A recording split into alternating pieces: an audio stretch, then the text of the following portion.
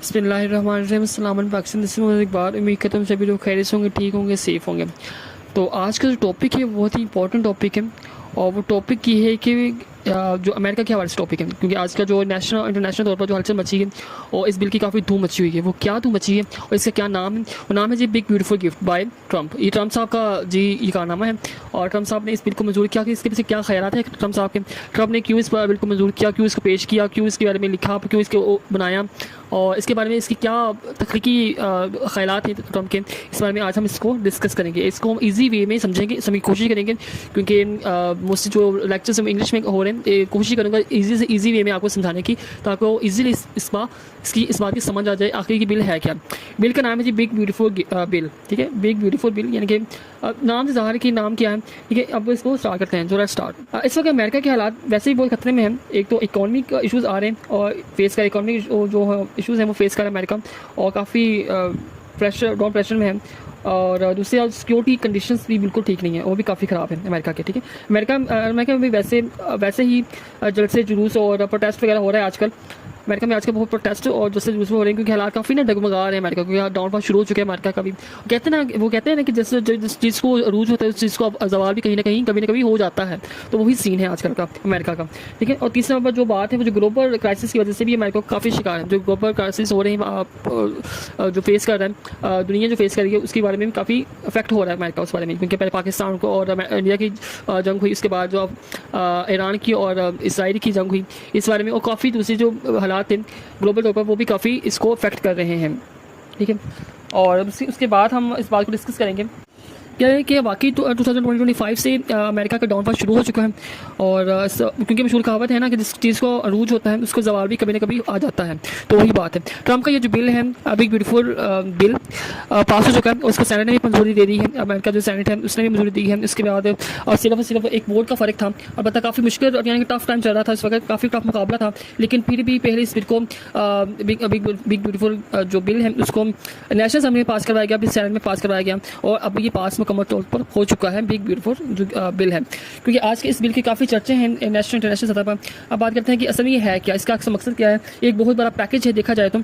Package कैसा है कि पाकिस्तान में जिस तरह 26वीं अमेंडमेंट हुई है, काफ़ी इसमें तरमीम वगैरह हुई 26 अमेंडमेंट में, इसी तरह इस बिल में भी काफ़ी तरमीम यानी कि बहुत चीज़ों को ऐड किया गया है। क्या ऐड किया गया है? टैक्स कट्स को ऐड किया गया है, टैक्स काटा जाएगा। दरअसल जो 2017 में ट्रंप साहब ने एक बिल पेश किया था इसी हवाले से, टैक्स कट के हवाले से, अब उसका जो वक्त है वो ख़त्म हो रहा है और इसको नया बहाल करने के लिए, इस बिल को नया बहाल करने के लिए इसको नया नाम दिया गया ट्रंप साहब ने और दोबारा इसको बहाल, ताकि ये बिल जो है इसकी जो मुद्दत जो थी इस साल में 2025 में ख़त्म हो जाएगी। 2017 में जो इसने बिल पेश किया था, अब इसको दोबारा बहाल करने के लिए अब दोबारा ये इस बिल को पेश कर रहा है और इससे काफ़ी फ़ायदा, तो ज़्यादातर जो फ़ायदा इसका जो होगा, जो इसको बेनिफिट मिलेगा वो अमीरों को भी ज़्यादा बेनिफिट होगा, ठीक है ना। जो मेजोरिटी जो है जो अमीरों की वहाँ पर अमेरिका में, उसको इसका ज़्यादा बेनिफिट होगा और जो मेजोरिटी है मिनोरिटी है उसको इतना फ़ायदा कह सकते हैं कि बेनिफिट नहीं होगा, ठीक है।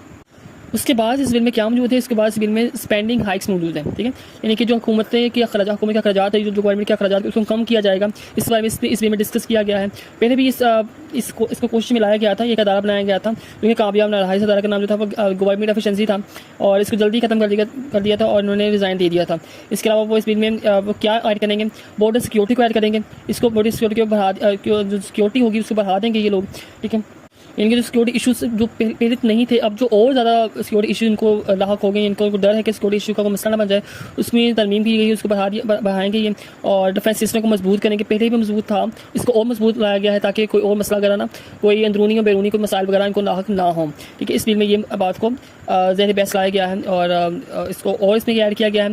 इसके अलावा सिक्योरिटी जो सेफ्टी है इसको काफ़ी गौर से देखा गया है, इसको काफ़ी गौर से डिस्कस किया गया है। क्यों डिस्कस किया गया है? क्योंकि आपको पता है प्राइवेसी इशू आज हर किसी की प्राइवेसी इशू है, प्राइवेसी हर कोई चाहता है और चाहे वो अपना मोबाइल की हो, चाहे वो इंटरनेशनल हो, अपना मुल्क की हो, हर किसी को प्राइवेसी इशू का मसाइल रहता है। और क्योंकि आज के काफ़ी लोग हैक कर रहे हैं, कभी किसी का कोई अदारा हैक करिए, कभी किसी की कोई अदारा हैक करिए। इस चीज़ को इस बिल में कहा गया है कि इस बात को मजबूत किया जाएगा और जो सोशल सेफ्टी है उस पर काफ़ी अब काम किया जाएगा, ठीक है।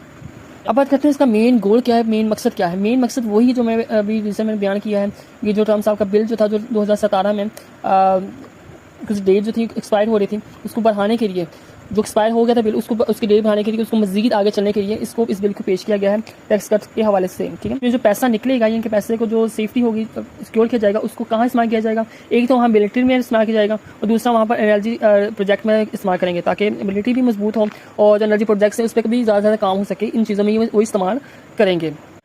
अब इससे होगा क्या? ठीक है, इस बिल से होगा क्या? एक तो फ़ायदा ये होगा, एक तो ये फ़र्क ये आएगा कि पहले ही यूएस इकॉनमी काफ़ी बर्डन में थी, काफ़ी प्रेशर में थी।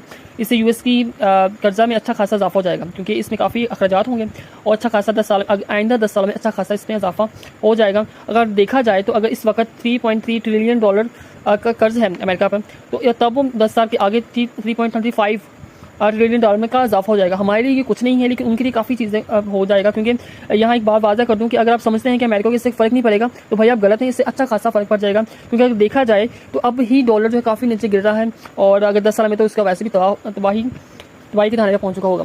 और काफ़ी अभी भी देखें कि डॉलर की काफ़ी कीमत तो कम हुई है और उस पर काफ़ी इफेक्ट हो रहा है डॉलर, जो इन इशूज़ की वजह से, जो क्राइसिस सब का सामना कर रहा है अमेरिका, उनकी वजह से काफ़ी फ़र्क पड़ रहा है डॉलर पर। वैसे भी लास्ट मंथ ने कहा था, अगर ये बिल जिस दिन पास हुआ, जो ट्रम्प साहब ने पेश किया था बिल, जिस दिन बिल पास हुआ उस दिन मैं अपनी अलग पार्टी बनाऊंगा, पॉलिटिकल पार्टी बनाऊंगा, अमेरिका पार्टी के नाम से, पार्टी के नाम से अलग पार्टी बनाऊंगा। और अब वो वैसे भी देखा जाए कि अमेरिका काफ़ी मुश्किल पहुंच चुका है और 2 ग्रुपों में तकसीम हो गया, और देखते हैं अब आगे क्या होता है। तो उम्मीद करता हूँ आज की वीडियो आपको पसंद आई हो। If you have any question, do comment section, hit like and subscribe button. Thank you so much. अल्लाह हाफिज़, टेक केयर।